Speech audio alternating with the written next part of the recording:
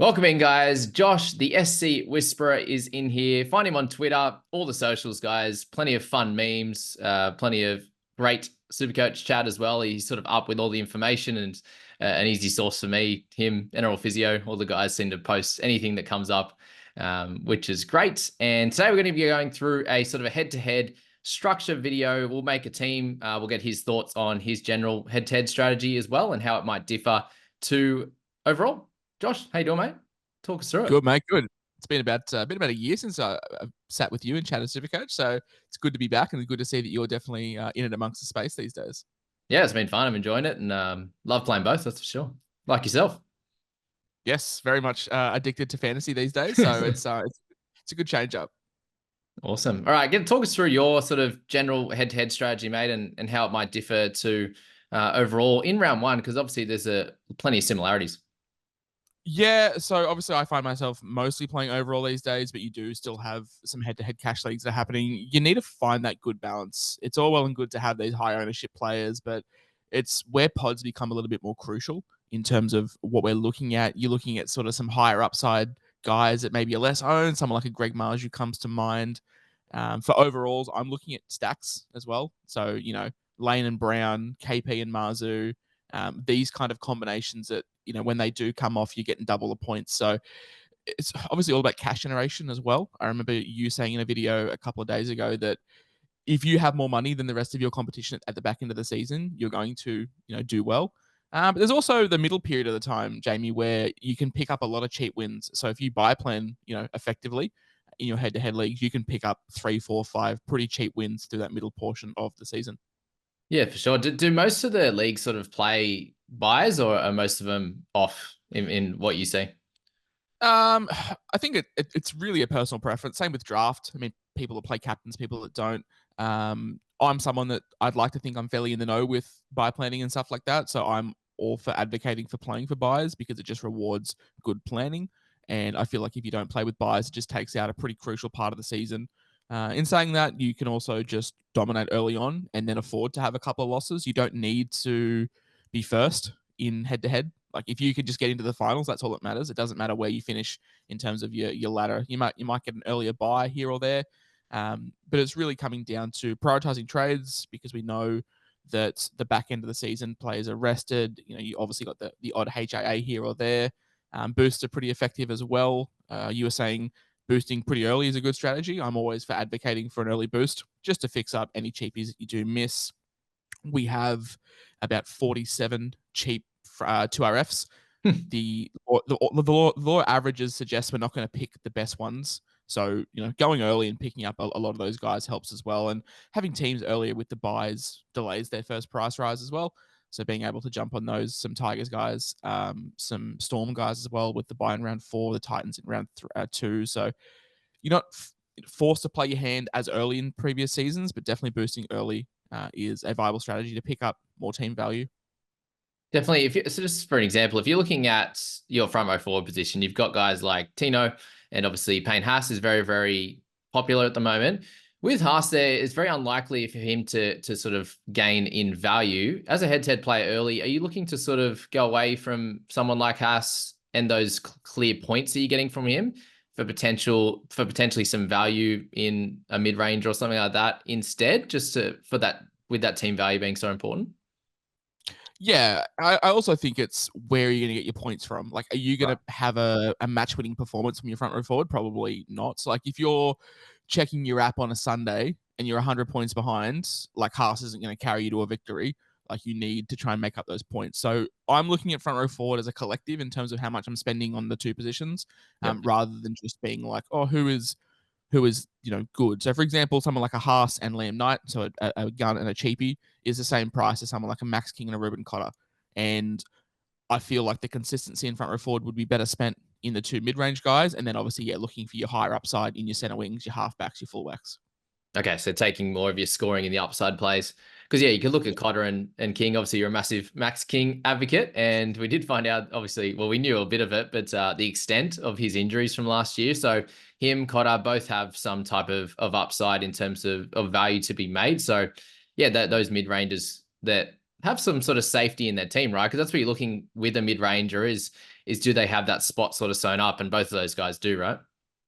Yeah, and that's another thing as well. Like trying to minimize as many trades as possible is obviously ideal. Like if you can pick as many keepers in your team to start with, you're making less trades. Guys, I think Tino is the exception because he just somehow excels through Origin. He actually gets better during that Yeah. middle portion of the season. But guys like Haas and these middle forwards who probably aren't locked into regular minutes during Origin, you're going to want to be trading them out in that middle period and then getting them back in at the back end of the season. But someone like a Cleary and Hines, like if they both played Origin, they're both going to back up and play 80. Same with like KP, Reece Walsh, Tedesco, if you're going that route. Like these backs are going to play 80. So if they are named, you're not going to have a diminishing scoring. Mm. Whereas your forwards can be a little bit more volatile with their minutes being managed through the Origin period. So just trying to minimize trades as well. Like, am I going to be holding Kane Haas from round 1 to 27? Probably not. Barring injuries, am I going to hold Cleary? Yeah, most likely. Yeah, that's a good thought too. Because just let's just say you do have your buy rounds off, which a lot of leagues do.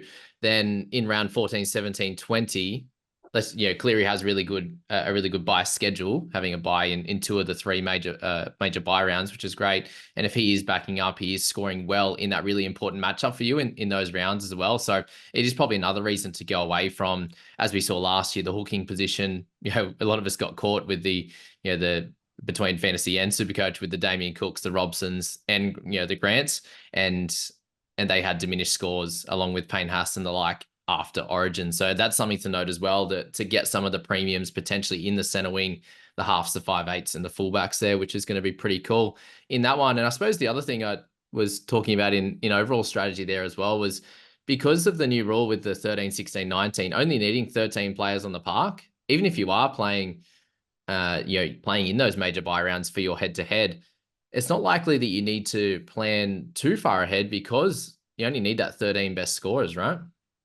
Yeah, I think you also made a really good point in overall is like, is it worth ripping your team up to get 13 players all 3 weeks?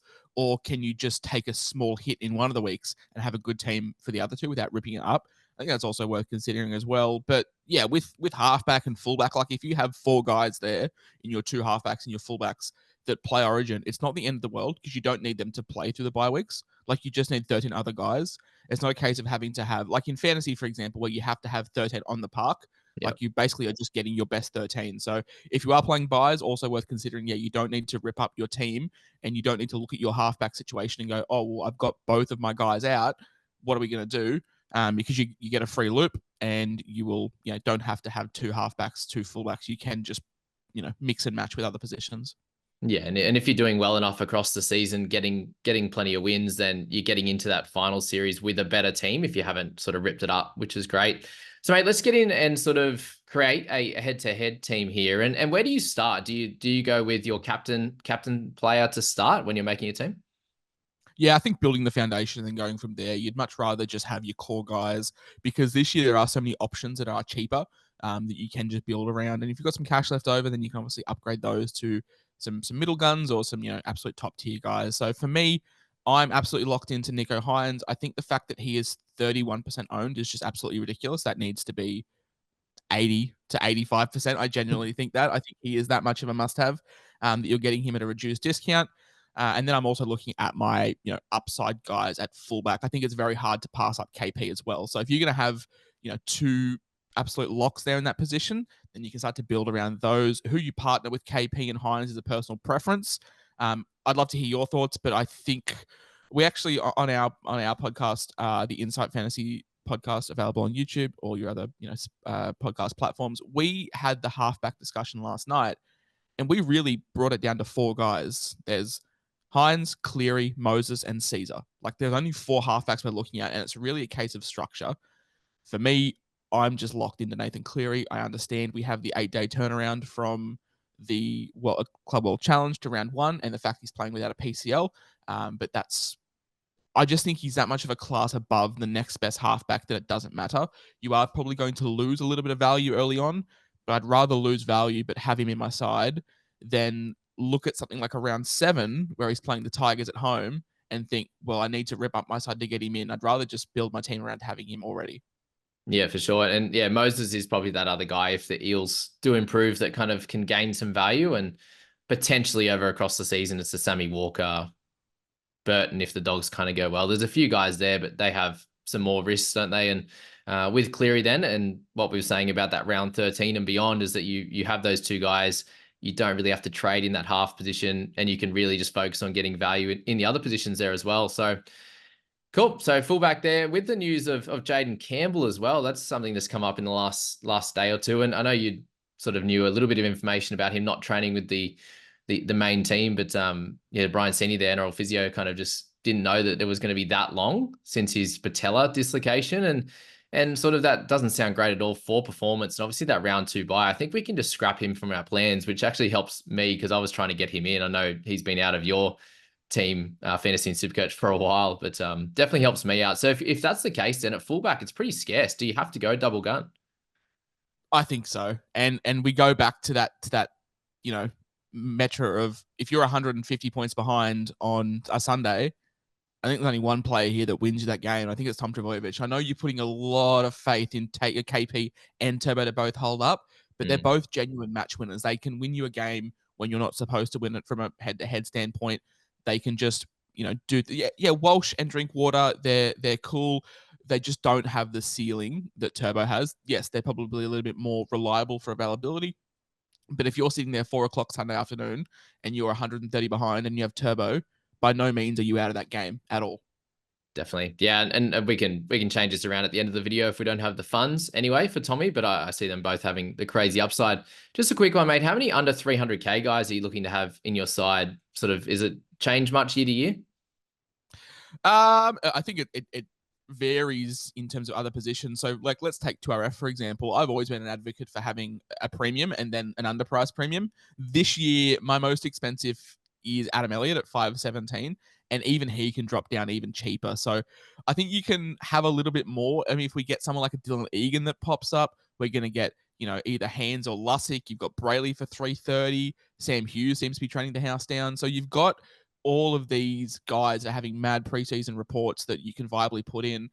It seems a little bit scarce at center wing this year, Jamie. I know that in years gone by, everyone's gone, just go cheap at center wing, but we're not getting a huge amount of cheapies popping up. At the moment for myself, I've got Strange, Eero, and Chevy Stewart. I think we get one of those, and then it's a case of having to try and find funds elsewhere. So at the moment, in my current setup, I've got 5, 6, under 300. I've got 7, and I expect maybe only 5 of those get named on TLT. So we're going to have to do some jigging elsewhere. Okay, maybe for this team, we'll slot 6 in just to be in the middle. Does Weeks get that 5-8 spot for us at the moment until we find out more? I was never really keen on Campbell, but I understand why people ran like a Brown Campbell combination. But now that he is, you know, not fit, you and I are both members of the NRL Physio's Patreon, and he posted in there yesterday that it's been nearly 6 months since he's done any kind of training, and we're nearly a month out. We're nearly a month out from the season. Like, they have a bye in round 2. If for whatever reason he's fit by round 1, I don't see him getting named. So I think we see him round 3 at the absolute earliest. And then who knows, like, Seeney's been ripping it up apparently. If he plays well the first round, like, it's going to be hard to take him out of the side. So I don't think JC is a guy that you can really hold with the hope of playing round 3. If he was like 300K, you could generally get around it. But at mid 400s, I think we've got KO Weeks just staring us in the face. And there's not much else really to pick from there. You got, you know, Luke Brooks or Kyle Flanagan for that cheaper price, but I'd much rather just take the 80K that you save on Weeks. Yeah, for sure. And he's easy to sort of downgrade to if there's an injury or something. In that second 5-8 spot, then, is it, you know, in a head-to-head scenario, do you look to go slightly against the pack with a Munster who's likely to have Blore on his side? Do you go for any of these sort of mid-ranges, or is it Brown? 18% is still fairly low, hey? Yeah, that seems really low. Like, you and I are in similar social media circles, and it feels like everyone owns Dylan Brown. So 18% does feel quite low. You know, in years gone by, you can deviate with the Cody Walker or Cam Munster, but Souths, Melbourne, and the Roosters probably all have the 3 worst draws to start the season. So it is very boring, but sometimes just holding ground with your head-to-head matchups is the play, and then making it up elsewhere with some pods. So yeah, Dylan Brown is the guy that I'd be looking at. I just think there's not really other options. I think the next best value guy is maybe Tom Dearden, in terms of like pure value that presents itself, but I'm not game enough to anti-pod Dylan Brown. For sure. Let's have a look up in the hooking position, and we'll obviously see how much cash we have at the end. But we're looking to sort of go close to a gun and a hands or Lussick. Yeah, I think it's your personal preference. At the moment, I've gone double cheapy because I've just got money elsewhere. But if you have a Harry Grant there, I can't blame you. If you have a JMK there, I can understand it. They're the two probably standouts. It's similar to halfback, really. You've got Cleary and Hines, and then maybe a cheapy and Caesar. In hooker, it's really Grant or JMK, and then wanting to downgrade all the way down to two cheapies. I'm happy to chuck JMK in there for now. I think he has some nice upside. You do want to go that way. The ownership is attractive enough to fade. No hooker other than Harry Grant stands out for ownership, so trying to make up some ownership percentages there seems like a reasonable play. Yeah, definitely. And I suppose with Grant, unlikely to have value for our head-to-head team. We're looking for a little bit more value there. Even if we do lose a few on the points, that's fine. Let's just go the 2RF and knock that out, mate. Your sort of top 3 2RFs that you kind of haven't moved from? Top 3 in terms of just pure value, Curran, Blore Lane. I know it's very, very boring, but they're that high phone for a reason. Curran, if he gets 60 minutes, he had a really good chat with Dan in camp about he's been brought to play lock. I know people are saying Kurt Mann's there or thereabouts, but Kurt Mann can't get through the work that Curran can in terms of hit ups and versatility on the edge. I mean, Preston will play 80, but Kickow is by no means 80-minute lock. He's always fluctuated between 60 and say 70 minutes. So Curran does have some versatility to fill in for 5 or 10 minutes on the edge there as well. Sort of a Cam Murray effect that, we've heard Murray being playing on the edge a little bit more to be on the park more this year. I think Curran can do that as well. Lane just being underpriced based off injury history. And yeah, I mean, Blore, just the upside for him is huge being outside of Munster. Definitely. On our reserves then, are you looking at, obviously we've got the fullback, we've got the half, 2 locked in. Where do you normally look for a sort of a 16th and 17th score? Is it in the 2RF usually? Is it just sort of depend on where the value is? Yeah, I think so. I mean, I've got Brayley. I've got 2 cheap hookers in my team. So Brayley can be an option once he gets more game time. But for me, I'm just looking at 2RF. I think there's so much value that you can go a little bit heavier in 2RF this year. And you've got 2 upside guys in your halfback, in your fullback. But then you can just level it out with some consistency and some just decently 50 to 60 point scores at your 2RF. So I've run at the moment, I've got 5 very startable 2RFs. And then if you want to consider Dylan Egan in there as well, you could run up to 6 starting 2RFs. Okay, awesome. Are we looking at someone like Morgan Smithies potentially getting some good minutes over the first couple of rounds, get a little jump out of him, or are we hoping for sort of your man Kaipi's ball? Yeah, I mean, if we don't get either of those English boys, we've got other options. We've got Alex Seyfarth, who's emerged as potentially the starting 13 for the Tigers. Yes, Let's get him in. We love him. We love Alex Seyfarth. Get him in. You've obviously got RFM if he jags the edge spot as well. There are guys in this 300K price range that you can look to. But obviously, yeah, we'd love Kai Pearce-Paul. I think he has the most upside out of any of these guys. And then Smithies is just, he's going to be very solid. If he gets the minutes, he'll get 50 to 60 points, which is great. Good value, but you're always concerned with a suspension to Corey Horsburgh coming back in round 4. You might get one price rise out of Smithies and see him back to the bench, or they might run Horsburgh at prop with Tarpany and play Smithies at 13. We just can't tell with Ricky Stewart. Awesome. Do we maybe try and roll a Piakura or a Wong here just for now at that price? Yeah, I think so. I think you put in Piakura just based off the ownership, and there seems to be mad raps on him. And then we can we've got Dylan Egan there in our back pocket if we have to downgrade once we make this team.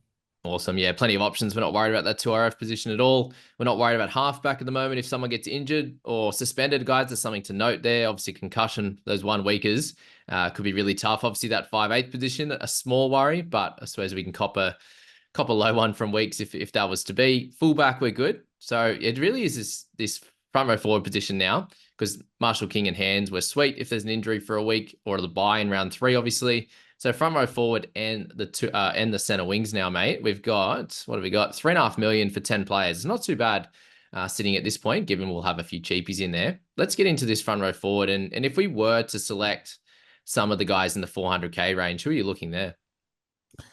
Yeah, I mean, you're looking. Ideally, everyone's flocking to Tom Flegler. I can't understand why, just based off the preseason moves, but it's hard to sit there and say he's getting a 10-point minute upgrade.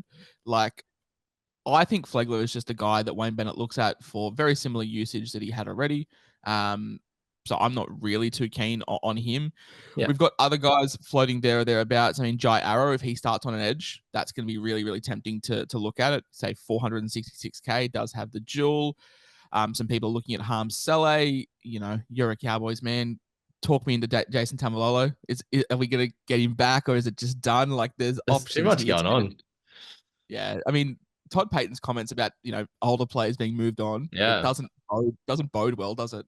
No, for sure. But that Arrow is a solid one as well. Obviously, we can look at the Cotters and the Max Kings and the like. But the Terrell Mays. There's a few guys in that range. But let's just say we slot in an Arrow and potentially a Cotter. So it could be Cotter, could be So that's two double from our forward 2RF duels. Not that that's probably going to matter too much at the moment with how many of good 2RFs we have, but it will come in handy at some point. Like it's easy to look at this first 3 or 4 rounds and go, oh yeah, we don't need it, but that you're holding most of these guys for longer than that, and things change very, very quickly. So that's super helpful to have. And then potentially maybe another cheapie in like a Liam Henry, mate. Would that be a solid strategy?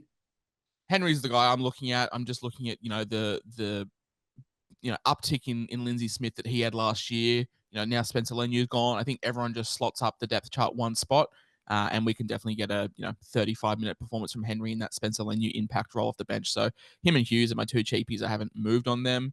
It is worth noting Xavier Willison had the best PPM in terms of the entire game last year at 1.53 PPM, which is ridiculous. With those so two tries, if he can get a 25-30-minute role, then amazing. But happy to go cheaper here with Henry and Hughes, who look like pretty much nailed on to get decent minutes. Yeah, there's no Franklin Pele there. And I suppose with this one that if one of those guys were out for a week as well, then we're pretty solid with a Hughes or a Henry. You'd imagine one of them gets some decent minutes there. And enough of a score, right? If you cop a 35 or up towards that 50 mark, you're pretty happy for a 1 weeker, right?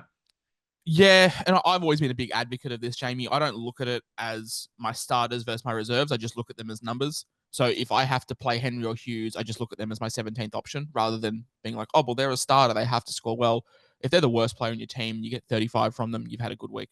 Yep. Awesome. All right. Center wing now. We have 2.2 and 2.25 million for 7 players. Let's just try and slot in some of the cheapies first. So we'll say that we may get one super cheap guy in a Chevy Stewart.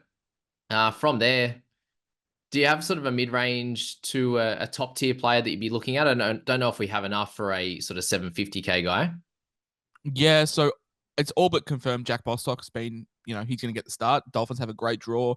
And it's also been confirmed that Herbie and Asako will line up together. And we know that Herbie doesn't have the greatest tendency to pass the ball out to Asako. So if there's going to be ball happening out wide, Bostock could be a great recipient with that good draw.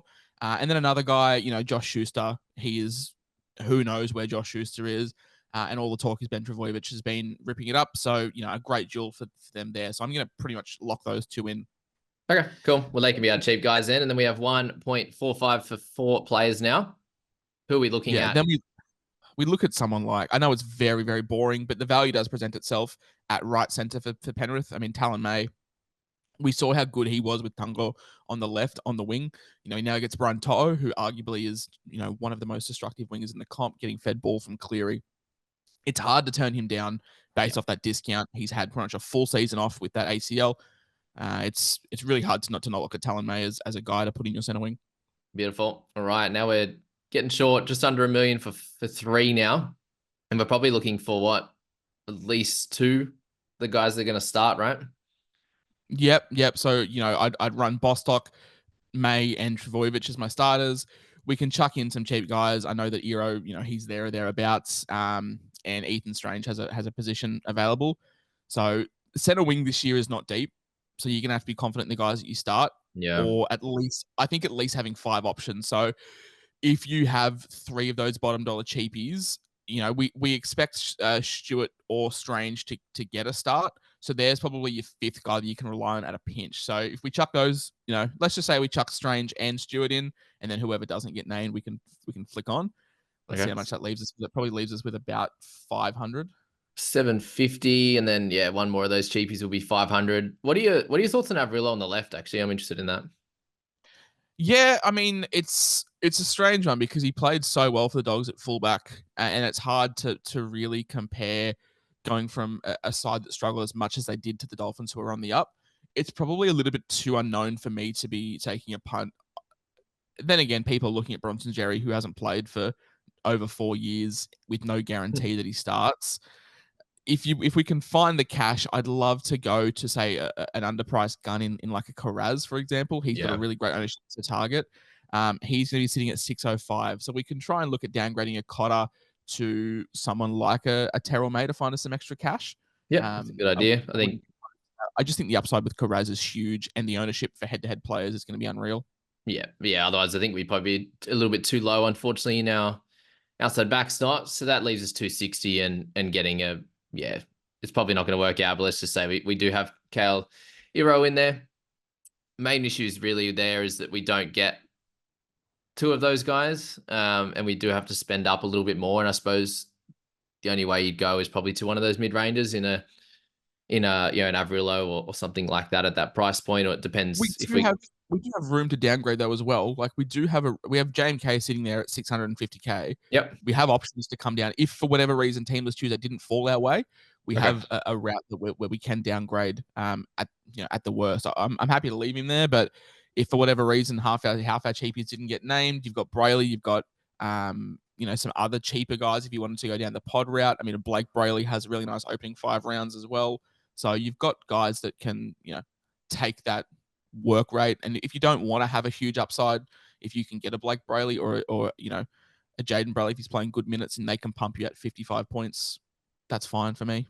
Yeah, because I really think that would work better here. Yes, you're getting rid of a few points at hooker, but yeah, center wing, if things don't go right, or it's tough sometimes, isn't it? If you got sort of two guys that aren't making money here, you can't really trade them out at that price, and you are playing that sort of fourth center wing roulette or third and fourth sometimes. So if we were to do that, let's just say we get Averillo in at that price as well.